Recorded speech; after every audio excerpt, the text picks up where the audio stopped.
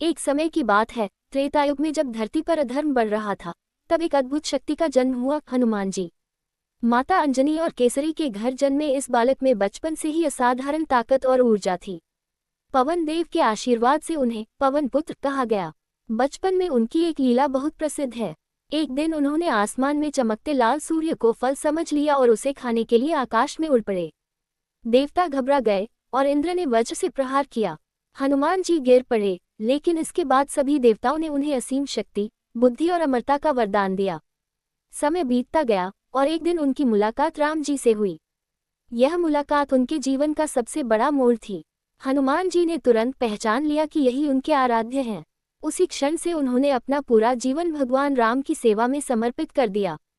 जब रावण माता सीता का हरण कर लंका ले गया, तब उनकी खोज में हनुमान जी को एक महत्वपूर्ण जिम्मेदारी मिली, समुद्र पार कर लंका जाना। शुरुआत में उन्हें अपनी शक्ति का एहसास नहीं था, लेकिन जामवंत जी ने उन्हें उनकी ताकत याद दिलाई। फिर क्या था, हनुमान जी ने विशाल रूप धारण किया और एक ही छलांग में समुद्र पार कर गए। लंका पहुंचकर उन्होंने कई बाधाओं को पार किया और अंत में अशोक वाटिका में माता सीता को ढूंढ निकाला। उन्होंने विनम्रता से राम जी का संदेश दिया और उनकी अंगूठी देकर विश्वास दिलाया कि जल्द ही वे उन्हें मुक्त कराने आएंगे। वापस लौटने से पहले हनुमान जी ने अपनी शक्ति का अद्भुत प्रदर्शन किया। रावण के आदेश पर उनकी पूंछ में आग लगा दी गई, लेकिन हनुमान जी ने उसी आग से पूरी लंका को जला दिया। इसके बाद राम और रावण के बीच युद्ध हुआ। इस युद्ध में हनुमान जी ने हर कदम पर अपनी भक्ति और शक्ति का परिचय दिया। जब लक्ष्मण जी घायल हो गए, तब हनुमान जी संजीवनी बूटी लाने हिमालय पहुंचे। लेकिन सही बूटी पहचान न पाने पर वे पूरा पर्वत ही उठा लाए और इस तरह लक्ष्मण जी का जीवन बच गया। अंततः रावण का अंत हुआ और माता सीता को मुक्त कराया गया।